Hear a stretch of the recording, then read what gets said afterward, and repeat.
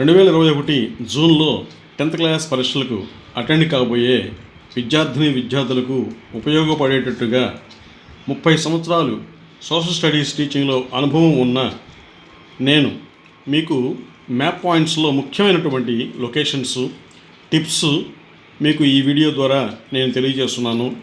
మీకు డైరెక్ట్గా ఎలా లొకేట్ చేయాలో, ఎక్కడ లొకేట్ చేయాలో కూడా ఈ వీడియోలో నేను లొకేట్ చేస్తున్నాను. నా ఛానల్ని సబ్స్క్రైబ్ చేసుకోండి. మీకు ఎగ్జామ్స్కు సంబంధించినటువంటి నోటిఫికేషన్స్ రూపంలో వీడియోలు మీకు వస్తాయి. తప్పనిసరిగా స్కిప్ చేయకుండా వీడియో పూర్తిగా చివరిదాకా చూడండి. 10 out of 10 GPA తెచ్చుకోవడానికి ట్రై చేయండి. Best of luck. ఈరోజు మీకు ఇండియా మ్యాప్, వరల్డ్ మ్యాప్ రెండూ కూడా చెప్తున్నాను. ఇండియా మ్యాప్లో ముఖ్యమైన పాయింట్స్ మీకు ఎలా లొకేట్ చేయాలో, ఎక్కడ లొకేట్ చేయాలో చెప్తున్నాను మీకు.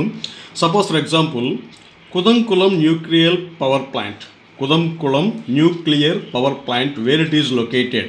యాక్చువల్గా తమిళనాడు స్టేట్లో తిరునల్వేలి డిస్టిక్లో ఉంది. అది ఎక్కడ లొకేట్ చేయాలో మీరు జాగ్రత్తగా చూడండి. సో అక్కడ అది ఏరియా కాబట్టి, ప్లేస్ కాబట్టి డాట్ పెట్టాలి. డాట్ పెట్టేసి అక్కడ రాయాలి కుదంకుళం న్యూక్లియర్ పవర్ ప్లాంట్. అలానే మీకు చెన్నై ఇచ్చారు. ఆ చెన్నై అనేది చాలామందికి ఏ ప్లేస్లో ఎక్కడ పెట్టాలో తెలియదు. ఇక్కడ మీకు ఇండియా మ్యాప్లో ఇక్కడ బల్జ్ లాగా వచ్చింది. ఈ బల్జ్ లాగా వచ్చిన దాని మధ్యలో డాట్ పెట్టండి, దాన్ని బయటికి లాగండి, చెన్నై అని లొకేట్ చేయండి. అలానే బెంగళూరు ఇచ్చినప్పుడు దీనికి ఎదురుగా స్ట్రైట్గా, చెన్నైకి ఎదురుగా స్ట్రైట్గా మధ్యలో డాట్ పెట్టండి, అది బయటికి లాగండి, బెంగళూరు అని మీరు ఇచ్చేయండి. ఓకే, ఢిల్లీ కూడా చాలామంది తెలియదు. ఇక్కడ మీకు ఈ నేపాల్కు సంబంధించిన ఇది ఉంది, బార్డరు, దానికి ఎదురుగా ఇట్లా చేసేసి ఇట్లా చుక్క పెట్టేసి దాన్ని యారో గీయండి, ఢిల్లీ అని పెట్టండి. ఇటీవల మీకు జమ్మూ కాశ్మీరు 2 యూనియన్ టెరిటరీస్గా డివైడ్ అయిన తర్వాత ముఖ్యమైనటువంటి ప్లేసు అడుగుతున్నారు. అది లడక్ అనే ప్రాంతం ఎక్కడ. సో ఇక్కడ మీరు ఈ డాట్ పెట్టేసి దాన్ని మీరు చుక్క అంటే ఈ బయటికి యారో తీసేసి లడక్ అనే ఏరియా, ఆ ప్లేస్ ఇక్కడ పెట్టాలి. అలానే థార్ డిజర్ట్ అంటే ఇది యాక్చువల్గా ప్లేసే, దీనికి డాట్ పెట్టకూడదు. ఊరికే ఇలా షేడ్ చేయండి. ఇలా షేడ్ చేసేసి దాన్ని యారో గీసేసి బయటికి లాగండి, దాన్ని థార్ డిజర్ట్ అని రాయండి, థార్ డిజర్ట్. ఇకపోతే రివర్ నర్మదా అని అడుగుతాడు, చాలా ఇంపార్టెంట్. రివర్ నర్మదా ఇది సింబల్, రివర్కి ఇది సింబల్ గీయాలి. సింబల్ గీయకుండా మీరు రివర్ గుర్తుపెడితే మార్కులు వేస్తారు, కానీ అది తెలిసిన వాళ్ళు చేసే పని కాదు. So river Narmada, or Narmada అంటే రివర్ నర్మదా. మీరు ఎగ్జామ్లో రివర్ నర్మదా అని పెట్టండి. అలానే దాని కింద రివర్ తపతి లేక రివర్ తాపి అంటారు. ఓకేనా, అలా లొకేట్ చేయండి. ఇకపోతే మణిపూర్ స్టేటు, ఇక్కడ మీకు కొండ గుర్తు, ఇది స్టేట్ కాబట్టి యారో గీయండి, డాట్ వద్దు. మణిపూర్ MN కాబట్టి మణిపూర్కు పైన నాగాల్యాండ్ వస్తుంది, MN. సో నాగాల్యాండ్ పైన, మణిపూర్ పైన నాగాల్యాండ్ వస్తుంది. ఓకే, అలానే మీకు ఇక్కడ మోస్ట్ పాపులర్ స్టేట్ అని అడుగుతాడు. Locate most popular state in India. So 2011 ప్రకారం అయినా 2001 ప్రకారం అయినా మోస్ట్ పాపులర్ స్టేట్ యూపీనే. సో ఇక్కడ మీరు చేసేయండి, యారో గీసేయండి, ఉత్తరప్రదేశ్ అని లొకేట్ చేయండి, ఉత్తరప్రదేశ్. ఓకే, అలానే హైదరాబాద్ అని అడుగుతారు. అంటే ఇది Telangana capital. AP state divide అయింది కదా 2014లో. సో తెలంగాణ అనేది క్యాపిటల్ హైదరాబాద్ కాబట్టి ఎక్కడ లొకేట్ చేస్తారంటే ఈ బల్జ్ ఉంది కదా, దీనికి ఎదురుగ్గా ఇక్కడ చేయండి, డాట్ పెట్టండి, హైదరాబాద్ అని చేయండి. అలానే మన ఆంధ్రప్రదేశ్ క్యాపిటల్కు ఏంది లొకేట్ చేయమంటాడు అంటే అమరావతి. సో ఇక్కడ డాట్ పెట్టండి. ఇవన్నీ ప్లేసులు, హెడ్ క్వార్టర్స్, క్యాపిటల్స్ కాబట్టి, సిటీస్ కాబట్టి డాట్స్ ఇలా పెట్టాలి. సో అమరావతి అనేది ఇలా మీరు లొకేట్ చేయండి. ఓకేనా. ఇకపోతే అరుణాచల్ ప్రదేశ్ అనేది ఇక్కడ మీరు ఊరికి యారో గీయండి. అది స్టేట్ కాబట్టి యారో గీయాలి. అరుణాచల్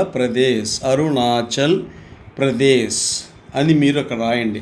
అలా కాకుండా క్యాపిటల్ ఆఫ్ అరుణాచల్ ప్రదేశ్ అడిగా అనుకోండి, మీరేం చేస్తారు? ఇక్కడ క్యాపిటల్ ఆఫ్ అరుణాచల్ ప్రదేశ్, ఇప్పుడు నేను ఎక్కడ డాట్ పెట్టానో అరుణాచల్ ప్రదేశ్ మొత్తం కూడా ఈ విధంగా వస్తుంది. మరి ఇట్లా అరుణాచల్ ప్రదేశ్ క్యాపిటల్ ఏంటి? ఈటానగర్. సో ఈటానగర్ అనేది ఈ విధంగా మీరు లొకేట్ చేయాలి. సో అలా మీరు మ్యాప్ పాయింట్స్ క్షుణ్ణంగా మామూలుగా ప్రాక్టీస్ ఎలా చేయాలో థరోగా నేర్చుకుంటూ ఉండాలి. ఇకపోతే ఆరావళి మౌంటైన్స్ ఉంది. ఆరావళి మౌంటైన్స్కు, ప్లాట్యూస్కు, హిల్స్కు ఈ సింబల్ పెట్టాలి. సో ఇక్కడ మీరు ఆరావళి మౌంటైన్స్ అని పెట్టాలి. ఓకేనా? ఇకపోతే ఆరావళి మౌంటైన్స్ వెస్టర్న్ ఘాట్స్ అంటే వెస్ట్ వైపున ఉన్న కొండలు కాబట్టి పడమటి కొండలు వెస్టర్న్ ఘాట్స్ అంటే ఇక్కడ స్టార్ట్ అవుతాయి.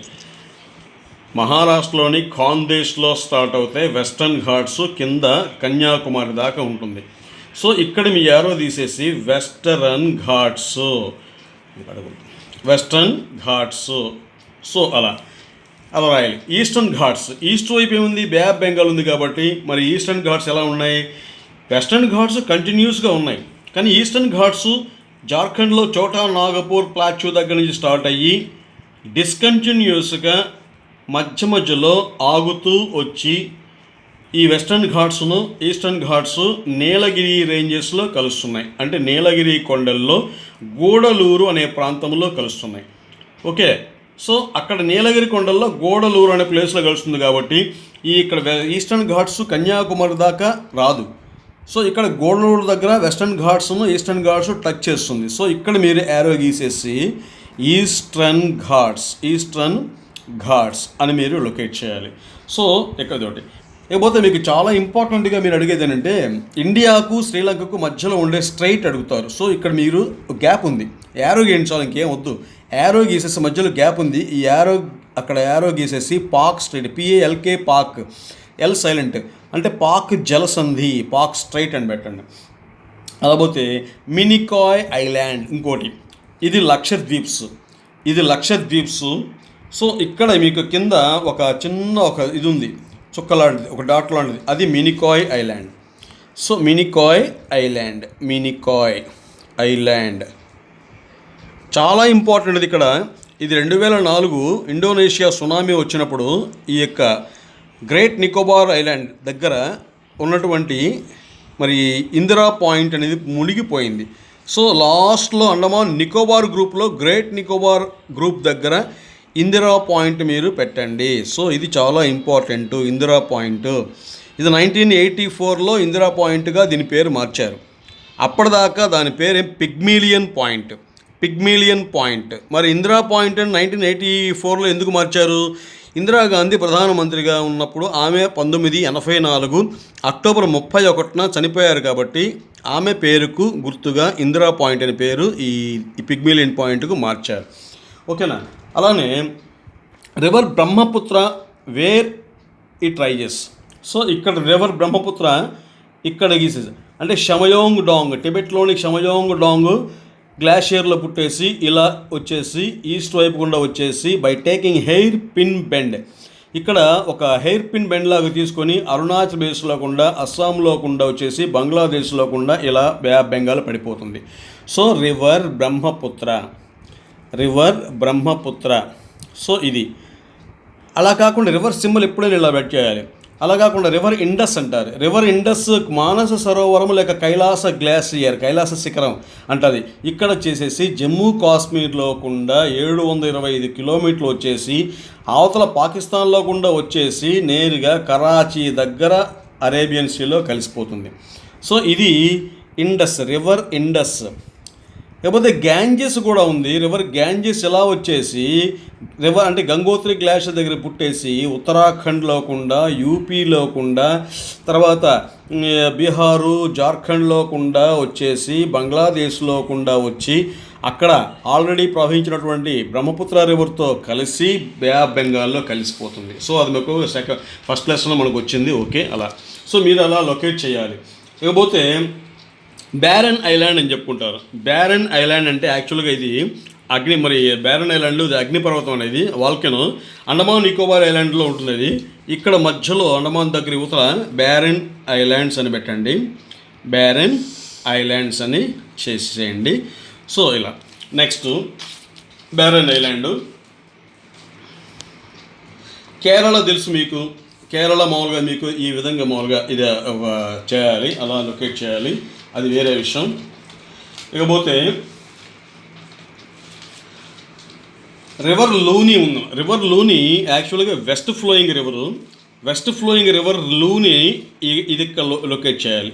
రివర్ లూని థార్ డిజర్ట్లో కూడా పోతుంది రివర్ లూని, ఓకేనా. అలానే కులు వ్యాలీ అనేది ఈ కులు హిమాచల్ ప్రదేశ్ ఇటువంటి ఏరియాలో ఒకటి ఉంది కాబట్టి ఇది కులు వ్యాలీ. ఓకే. రివర్ మహానది ఒడిస్సాలో ఉంది.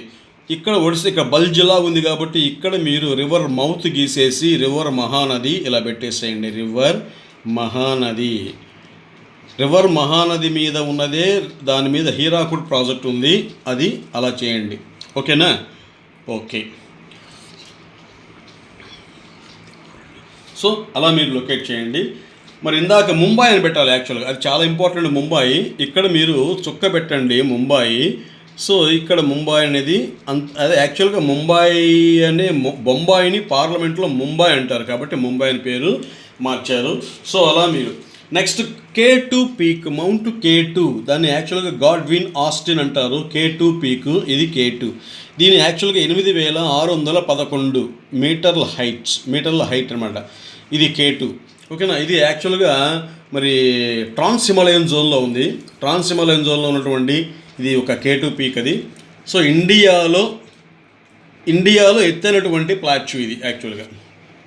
సో ఇది ఒకటి. నెక్స్ట్ ముఖ్యంగా